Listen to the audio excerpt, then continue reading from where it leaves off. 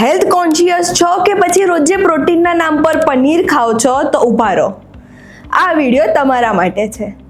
આજકાલ આપણે જોયું જ હશે કે રિયલ પનીર અને એનાલોગ પનીર વચ્ચે થોડો ઝઘડો ચાલી રહ્યો છે અને એ બંનેના ઝઘડામાં ફસાઈ આપણે રહ્યા છીએ, ખરાબ આપણી હેલ્થ થઈ રહી છે. આ બધાનું સોલ્યુશન ગવર્મેન્ટે બહાર પાડ્યું છે. ગવર્મેન્ટે એવો નિયમ લાગુ કર્યો છે કે દરેક રેસ્ટોરન્ટ અને હોટલવાળાએ બોર્ડ લગાવવું પડશે કે તેઓ કેવું પનીર યુઝ કરી રહ્યા છે, રિયલ પનીર યુઝ કરે છે કે પછી એનાલોગ પનીર એટલે કે નકલી પનીર યુઝ કરી રહ્યા છે. આ બધી તો થઈ ગવર્મેન્ટની વાતો, પણ આપણે ઘરે લાવીએ અને આપણને કેવી રીતે ખબર પડશે કે આપણે કયું પનીર ખાઈ રહ્યા છીએ? તો ચાલો શરૂ કરીએ એક નાનું ઇન્વેસ્ટિગેશન.